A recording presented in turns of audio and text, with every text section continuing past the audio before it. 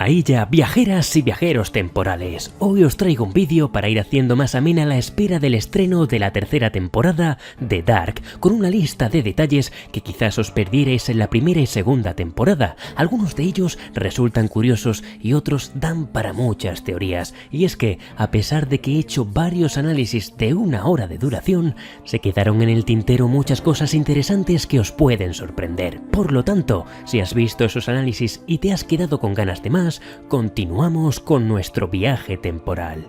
Comenzamos en el primer episodio de la primera temporada con el reloj de Inés Campbell. Ese reloj que mira constantemente el 4 de noviembre de 2019 es el mismo que más adelante encontramos en la tienda de Tannhaus en 1986. A priori podríamos pensar que Inés se lo compró al relojero después de 1986, pero todo se complica cuando el reloj vuelve a aparecer en la tienda el 25 de junio de 2020 en el encuentro entre Noah y Charlotte. Número 2. El árbol de Yggdrasil. Durante mucho tiempo busqué el significado de este árbol que vemos en la caja que guarda la carta de Mikkel y que luego volvemos a ver en su tumba, hasta que finalmente encontré el fresno del universo, árbol de la vida o árbol de Yggdrasil, un árbol cuyas raíces, según la mitología nórdica, mantienen unidos los diferentes mundos. Y sabiendo que en Dark existen diferentes mundos, ¿querrá decir que Mikkel es el nexo que los mantiene unidos?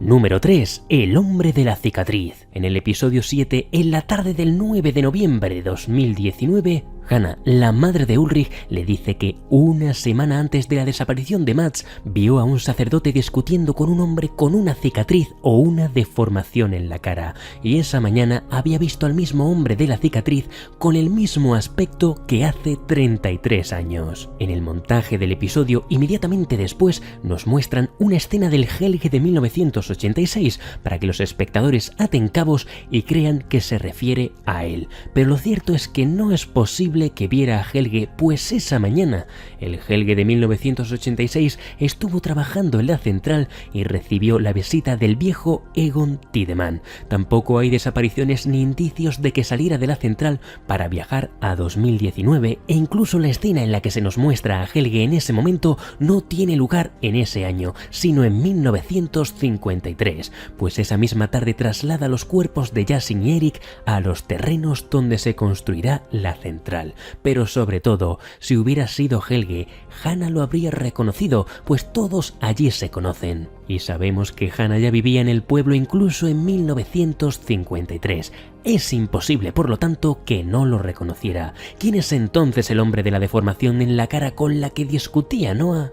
Pues tras ver la segunda temporada, el candidato estrella es, sin duda, Adam, pero tras el visionado del tráiler de la tercera, una nueva pieza entra en el tablero, el misterioso pirómano del labio leporino. En cualquier caso, ¿tendrá relevancia de cara a la tercera temporada o todo ha sido una trampa de guión? Número 4. La madre de Waller y Benny. Todos tenemos claro que Torben Waller tendrá un papel en el desenlace de la serie, pero apenas hemos hablado de su familia. Y es que, además de su hermana Benny, también hemos conocido a la madre de ambos. Episodio 3 de la primera temporada. La enfermera Donata le pide a Inés Campbell que le cambie el turno para llevar a su hijo Benny al fútbol. Y para añadir más salsa a las teorías de Waller, cuando volvemos a ver a su madre en el episodio 7 al encontrarse con Jonas, vemos que el apellido de Donata no es Waller, sino Kraus. ¿Será madre soltera o no adoptó el apellido de su marido? ¿Son Waller y Benny hermanos, medio hermanos, o quizás Waller es otro de esos niños perdidos en el tiempo? Más piezas para enredar el puzzle. Número 5. El apellido de Boris Newell. Uno de los personajes que más teorías genera es sin duda Boris Newell, quien robó la identidad de Alexander Kuller. En Dark toda teoría se antoja posible, pero pocas muestran tantas evidencias como esta, y es que el apellido Newell tiene la primera sílaba del apellido Nielsen y la última del apellido Campbell, y sabiendo que los lazos familiares en esta serie son de suma importancia, el apellido da para todo tipo de suposiciones imaginables.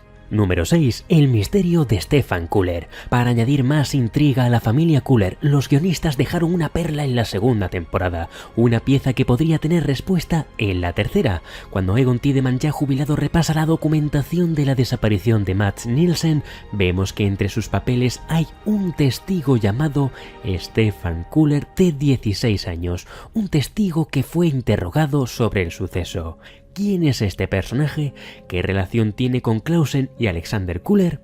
Número 7. El funeral de Bartosz. Como dije en el análisis de la segunda temporada, el tipo que es asesinado por Noah el 21 de junio de 1921 era el propio Bartosz adulto. Lo que no mencioné es que en el episodio 4 de esta misma temporada también asistimos a su funeral. El 24 de junio de 1921, cuando Jonas viaja 132 años atrás, se encuentra con el ataúd de su viejo amigo. Pobre Bartosz. 8. La tumba de Justyna Jankowski. Resulta bastante llamativo que los guionistas muestren la tumba de un personaje que casi nadie del público puede reconocer, pero así sucede con Justyna Jankowski.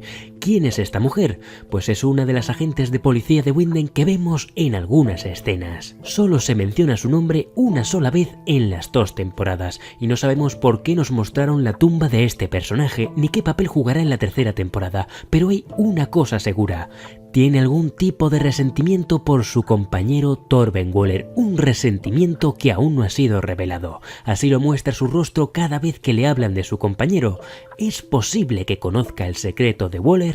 9. El misterio de Sven Klaus. Cuando Katarina busca en los archivos del colegio el nombre de Michael Canwall en el episodio 4 de la segunda temporada, tenemos el misterioso caso de Sven Klaus, un niño que es tachado con una fecha muy concreta, 21 del 10 de 1987. Pero si queremos que nuestra mente eche humo, tal y como se lee en el papel, con el apellido delante, nos damos cuenta que Klaus Sven suena demasiado parecido a Clausen, el inspector que llega al pueblo en busca de su desaparecido hermano Alexander. ¿Tendrá alguna relación? En cualquier caso, sin duda es otra pieza suelta en el puzzle de Dark. 10. El misterio de Doren Fuchs. Otro personaje misterioso también relacionado con la desaparición de Mats Nielsen es otra testigo, Doren Fuchs. Una secuencia rápida que pasa inadvertida en el episodio 7 de la primera temporada. De este personaje no sabemos absolutamente nada salvo esto.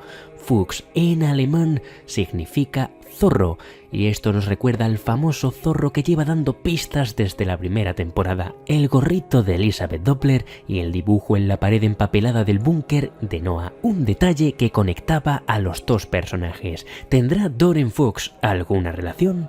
11. Noah también es conocido como Hanno Tauber, y Tauber significa persona sorda. Precisamente la conexión entre Elizabeth y Noah ya estaba más que presente de lo que imaginábamos en la primera temporada, donde se nos reveló que en 1986 Noah utilizaba el nombre de Hanno Tauber. En los análisis anteriores ya mencioné que Hanno era un juego de letras que ocultaba el nombre de Noah, pero tras ver la segunda temporada nos fijamos en que Tauber también tenía un mensaje oculto. Tauber significa persona sorda, y ahora sabemos que adoptó ese apellido en recuerdo de Elizabeth, que era sordomuda. 12. La parroquia y el medallón son del mismo patrón. En la segunda temporada, sentados junto al lago, Jonas y Martha encuentran el medallón de San Cristóbal, el patrón de los viajeros, pero lo cierto es que ya en la primera temporada vimos un guiño a este santo. Concretamente, en la trama de 1986, Noah se presenta como el cura de la parroquia de San Cristóbal, obviamente, patrón que Sigmundus ha escogido para su base de operaciones. 13. El diagrama de Birfirth.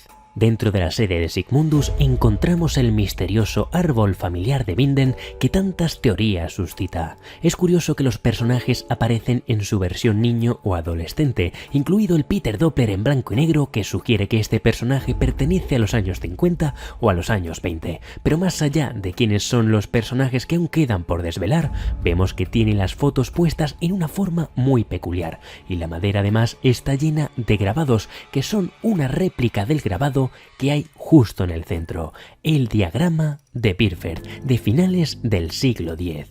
Los 4 elementos agua, tierra, fuego y aire, las 4 estaciones, etc. Y lo cierto es que ya esos grabados los hemos visto antes en la primera temporada, concretamente en la pared llena de recortes de la habitación del Bald Hotel de Regina, la habitación en la que se alojó el Jonas adulto en 2019. Que por cierto el destino lo puso en la habitación número 8, ese número que en horizontal representa el símbolo de lo infinito.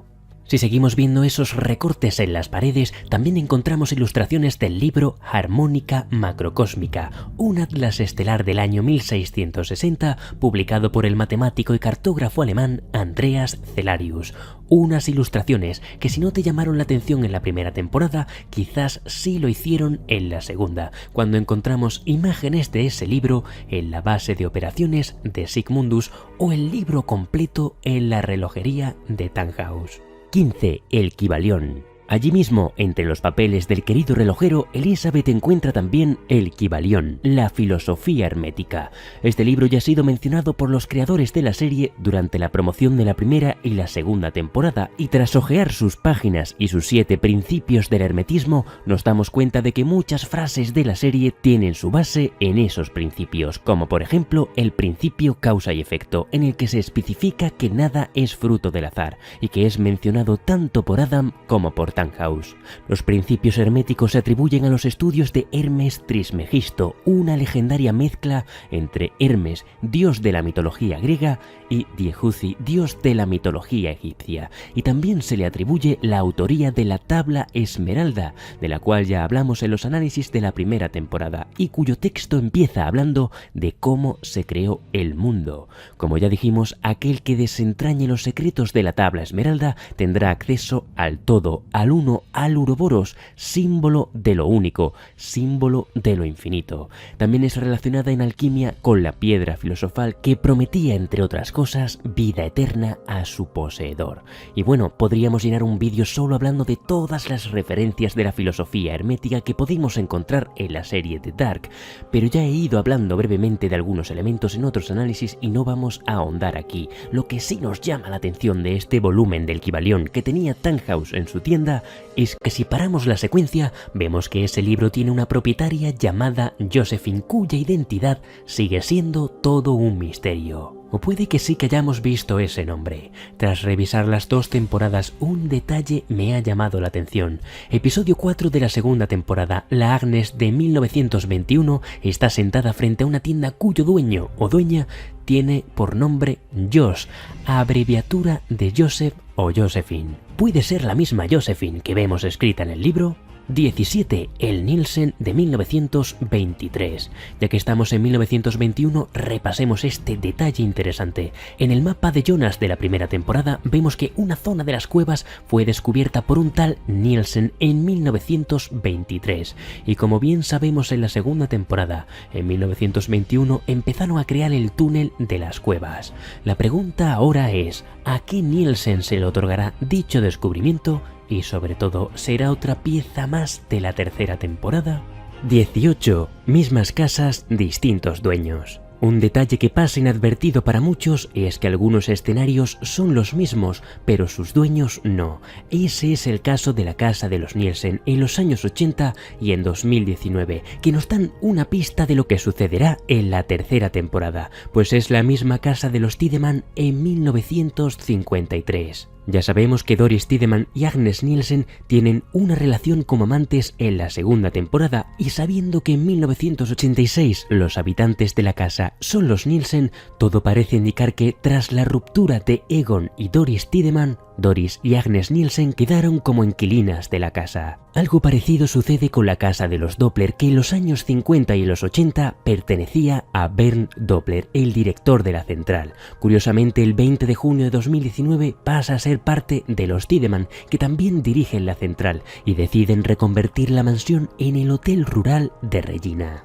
19. El pasaje de las cuevas. Una y otra vez se nos dice que a través del túnel temporal de las cuevas solo se puede viajar 33 años adelante y 33 años hacia atrás, pero todo el mundo me pregunta, ¿por qué se puede entonces viajar desde 2019 hasta 1953 si esos son 66 años? La respuesta la encontramos en el verano de 1986, momento en el que tuvo lugar el accidente de la central que abrió el túnel temporal. En noviembre de 1986, Bernd Doppler nos habla de un accidente en la central que tuvo lugar en verano. Ese accidente liberó la materia oscura y, como bien dice el Jonas adulto a Tannhaus, fue entonces cuando se abrió el túnel temporal. Al abrirse el pasaje en esa época para el túnel, el presente es 1986 y por lo tanto su futuro queda en 2019 y su pasado en 1953. 20. El pasaje cerrado. Otro detalle que mucha gente no ha entendido o no ha sabido ver es que el túnel temporal de las cuevas de Winden solo estuvo abierto desde ese accidente de verano de 1986 hasta el 13 de noviembre de 1986, cuando Jonas adulto lo cierra accidentalmente. Eso implica que durante esos mismos meses el pasaje de las cuevas estuvo abierto en 1953 y 2019. El resto del tiempo está bloqueado. Por esa razón, Jonas queda atrapado desde el 13 de noviembre de 2052 hasta el 21 de junio de 2053. Y es que he visto en muchos comentarios de los análisis que los viajes de las cuevas suscitan mucha confusión. Durante la segunda temporada vemos que muchos personajes van a las cuevas a realizar un viaje temporal, ya sea junio de 1954, 1987 o 2020. Pero ese viaje no lo realizan a través del pasaje, sino que lo hacen con la máquina de Tannhaus. Y lo hacen desde las cuevas para hacerlo desde un lugar seguro, como bien nos dice Jonas. Solo hay una excepción en toda la temporada en la que un personaje viaja en el periodo en el que el túnel permanece cerrado, y es Katarina en el episodio final, cuando la materia oscura queda liberada en la central y en ese momento el portal se abre permitiéndole pasar antes del apocalipsis. Y esto nos lleva al siguiente punto, porque sabiendo que el túnel se cerró el 13 de noviembre de 1986 y que volvió a abrirse en verano de 2019, entendemos ahora por qué Mikkel se llevó toda su vida buscando el túnel sin éxito y nunca pudo regresar a su época. Y es que el túnel se cerró el día después de salir del hospital y volvió a abrirse justo después de su suicidio. 22. Dos suicidios, dos realidades. El momento del suicidio de Michael Campbell se nos muestra en dos ocasiones diferentes, en el primer episodio de la primera temporada y en el sexto episodio de la segunda, pero cuando miramos las escenas juntas nos damos cuenta de que tienen unas diferencias incuestionables. En la primera podemos observar en la claraboya del techo que es completamente de día, mientras que la segunda es de noche y está teniendo lugar la terrible tormenta que azota Windham. Y esta no es la única escena que muestra grandes diferencias. El mural de fotos del Instituto de Windham tiene varias versiones. Concretamente, en el episodio 6 de la primera temporada tenemos una versión en la que sale la clase de sexto B del año 87 con Mikkel, y en otra tenemos una foto completamente diferente, aunque el resto del mural está casi igual. Este tipo de diferencias ha hecho que ya desde la primera temporada naciera en Reddit una teoría en la que se plantea la posibilidad de que los showrunners nos estén mostrando dos o tres realidades diferentes, y lo cierto es que no es descartable. Hay otra imagen que apunta en esa dirección, como es el caso del calendario tachado por Hannah, en la que el 21 de junio aparece tachado en algunas escenas y en otras no.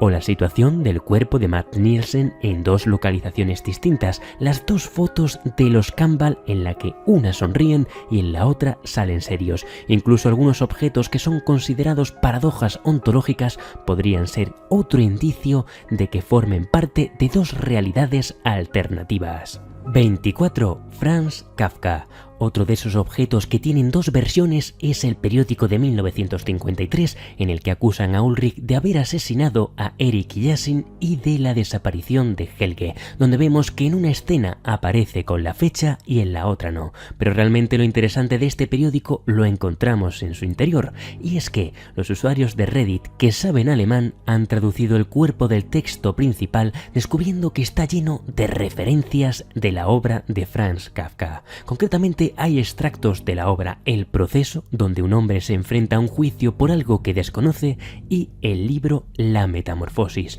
en la que un hombre se despierta una mañana convertido en un ser horrible, un insecto, ambas relacionadas con la trama de Ulrich. Y esto nos lleva al punto 25, la metamorfosis de Mikkel. Casualidad o no, en este mismo episodio la enfermera Inés le cuenta al pequeño Mikkel la paradoja del maestro Swan, que dice que una vez soñó que era una mariposa y ahora no sabe si es una persona que sueña que es una mariposa o una mariposa que sueña que es una persona. Al fin y al cabo, la mariposa es el insecto más icónico de la metamorfosis, por lo que, como vemos, todo está mucho más conectado de lo que parece.